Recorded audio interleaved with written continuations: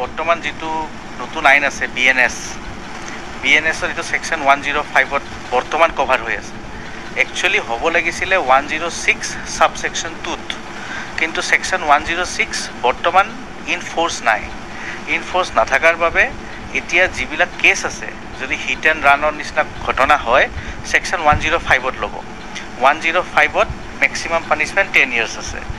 Section 105ত কয় যে যদি কোনোবাই যদি এনেকুৱা কিছুমান ঘটনা কৰে য'ত তেখেতৰ নলেজ থাকে, তেখেতে জানে মই এই কামটো কৰিলে কাৰোবাৰ মৃত্যু হ'ব পাৰে, আৰু ইণ্টেনশ্যন থাকে, জানি বুজি কামটো কৰে, তেতিয়াহ'লে এইটো 105ত কালপাবল হোমিচাইড নট এমাউণ্টিং টু মাৰ্ডাৰত বুক কৰা হ'ব। ঠিক আছে, কেছটো ৰেজিষ্টাৰ কৰা হ'ব। এতিয়া এই 105 যিটো কালপাবল হোমিচাইড নট এমাউণ্টিং টু মাৰ্ডাৰ কি ধৰণে হিট এণ্ড ৰান কেছত এপ্লিকেবল হয়। এতিয়া আমাৰ 105 যিটো বিএনএছৰ, সেইটো আপোনাৰ পুৰণা ছেকশ্যন হৈছে IPC 304। এতিয়া কথাটো হৈছে যে আমাৰ সুপ্ৰিম কোৰ্টৰ ভেৰিয়াছ হাইকোৰ্টছৰ ভেৰিয়াছ জাজমেণ্টছ আছে য'ত এই ছেকশ্যনটো ইণ্টাৰপ্ৰিট কৰা হৈছে। ইণ্টাৰপ্ৰিট কৰি কেনে কোৰ্টে এইটো কৈছে যে ছাপ'জ দুটা কথা থাকিব তাতে। হিট এণ্ড ৰান বুলি ক'ব গ'লে দুটা কথা। প্ৰথম কথা, মদ খাই চলাই আছিল নেকি, বা বেলেগ ধৰণৰ কিবা ইনটক্সিকেশ্যন আছিল নেকি। নিচা বহুত ধৰণৰ থাকে, খালি মদে নিচা বুলি নহয়, নিচা বহুত ধৰণৰ থাকে। এতিয়া কোনোবা এজন মানুহে যদি নিচা কৰি গাড়ীখন চলাই আছে, তাৰ পিছত যদি ঘটনা এটা হয়, তেখেতে কাৰোবাক খুন্দিয়াই দিয়ে, আৰু তাৰপিছত যদি সেই খুন্দোৱাৰ ফলত যদি কাৰোবাৰ যদি মৃত্যু হয়, এইটো 304 বা এতিয়া নতুন ছেকশ্যন 105ত বিএনএছত আহিব। কিয়? কাৰণ যেতিয়া আপুনি মদ খায় বা কিবা বেলেগ নিচা কৰি গাড়ীখনত বহিছে, গাড়ীখন চলাইছে, আপুনি জানে মই নিচাত আছোঁ যেতিয়া কিবা এটা ঘটনা ঘটিব পাৰে ডেফিনেটলি।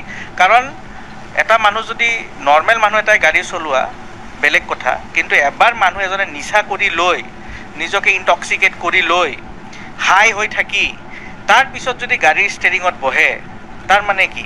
মই জানো কিবা এটা ঘটনা হ'বও পাৰে। যে নলেজটো আহি গ'ল নে নাই? নলেজ আহি গ'ল, ইণ্টেনশ্যনো আহি গ'ল। কাৰণ তুমি বহিছাই ষ্টেৰিঙত, এতিয়া কাৰোবাকটো খুন্দিয়াবাই, তুমি ঢুকাই যাব মানুহ। চ' সেই ধৰণে বস্তুটো আহে। এতিয়া আৰু এটা বস্তুত আহে, এইটোতো মই ক'লোঁ যদি আপুনি নিচাত থাকে। আৰু এটা ক্ষেত্ৰত আপোনাৰ আহি যাব, যদি আপুনি নিচাত নাই, কোনো ধৰণৰ আপুনি নিচা কৰা নাই, আপুনি একদম চেন্সত আছে, কিন্তু আপুনি গাড়ী অভাৰ স্পীডিং কৰি আছে, তেতিয়াও কোৰ্টে কৈছে, সুপ্ৰিম কোৰ্টৰ জাজমেণ্টছ আছে, আমাৰ ভেৰিয়াছ হাইকোৰ্টছৰ জাজমেণ্ট আছে, কোৰ্টে কৈছে যেতিয়াই তুমি অভাৰ স্পীডিং কৰিবা, যেতিয়াই গাড়ীখন বহুত তীব্ৰ গতিত তুমি গাড়ীখন দৌৰাবা, তাৰমানে তোমাৰ নলেজ আহি গ'ল। কাৰণ চবেই জানে ফাষ্ট চলালে এক্সিডেণ্ট হ'ব পাৰে, এক্সিডেণ্ট বেলেগৰো হ'ব পাৰে, মোৰো হ'ব পাৰে, ড্ৰাইভাৰজন নিজেও ঢুকাব পাৰে, বেলেগকো মাৰিব পাৰে, নিজে ঢুকাটো বাৰু বাদ দিয়ক।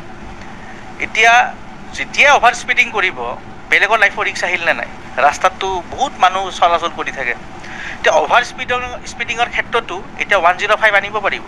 কাৰণ তুমি অভাৰ স্পীডিং কৰিছা মানে কি? তোমাৰ নলেজ আছে যে তুমি অভাৰ স্পীডিং কৰাৰ কাৰণে কাৰোবাৰ মৃত্যু হ'ব পাৰে, আৰু তোমাৰ ইণ্টেনশ্যনো আছে সেইটো, কাৰণ তুমি একো পাত্তাই দিয়া নাই, অভাৰ স্পীড কৰি আছা, নলেজো আছে, ইণ্টেনশ্যনো আছে। সেইকাৰণে কোৰ্টে কৈছে যে কোনোবা যদি নিচাত থাকে, আৰু নহ'লে যদি কোনোবা অভাৰ স্পীডিং কৰে, তাৰমানে তেখেতৰ নলেজ ইণ্টেনশ্যন দুইটাই আছে যে ঘটনা এটা ঘটিব পাৰে, আৰু ঘটাইছে, তেখেতে জানি বুজি ঘটাইছে। সেইকাৰণে 105টো আহি গ'ল।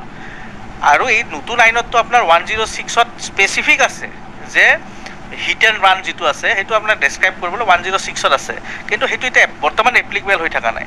কিন্তু নহ'লেও আপোনাৰ 105ত এতিয়া আমি গম পাওঁ, এই বৰ্তমানৰ যিটো কেছ আছে 105ত ৰেজিষ্টাৰ কৰিছে পুলিচে, আৰু কিছুমান কেছ পুলিচে 105তে আজিকালি লয়, আমি দেখা পাওঁ কোৰ্টত, আমি কেছবিলাক পাই থাকোঁ। চ' সেইটো এপ্ৰপ্ৰিয়েট ছেকশ্যন বৰ্তমান, যে তুমি যদি নিচা কৰি গাড়ী চলোৱা, তুমি যদি অভাৰ স্পীডিং কৰা, তাৰ মানে তোমাৰ নলেজো আছে, ইণ্টেনশ্যনো আছে যে তুমি কৰা কামটোৰ মানে কামটো এতিয়া কি? ড্ৰাইভিং। তুমি কৰা ড্ৰাইভিংটোত কাৰোবাৰ মৃত্যু হ'ব পাৰে, হয়নে? বা আৰু নহ'লে কাৰোবাক তুমি এনেকুৱাকৈ শাৰীৰিক আঘাত তুমি পুৱাই দিব পাৰা, যাৰ কাৰণে সেই মানুহজনৰ মৃত্যু ঘটিব পাৰে। গতিকে 105 তাতে পানিছমেণ্ট আপ টু 10 years আছে, 10 বছৰলৈকে জেল হ'ব। ঠিক আছে। চ' এইটোৱে আৰু আইনটো বৰ্তমান আইনটোত বুজিব হ'লে দুটা বস্তু চিম্পলভাৱে যদি পাব্লিকে যদি চিম্পলভাৱে বুজিব লাগে 105 আইনটো, ৰেছ ড্ৰাইভিঙৰ আইনটো, তেতিয়াহ'লে দুটা বস্তু মনত ৰাখিলেই হ'ল, নিচা কৰি গাড়ী চলোৱা আৰু অভাৰ স্পীডিং কৰা। Direct 105 কালপাবল homicide not এমাউণ্টিং two murder আহি যাব। মই কৈ আছোঁ যে এনেকুৱা ঘটনা আগতো হৈ গৈছে, আজিও হৈছে, আগলৈও হ'ব, যদি মানুহ যদি ভালকৈ যদি কেয়াৰফুল নহয়, সাৱধান নহয়। চ' এতিয়া যদি তেখেত যদি নিচাত আছিল বা তেখেতে অভাৰ স্পীডিং কৰি আছিল, তেতিয়া আৰু এইটো যদি প্ৰুভ হয়,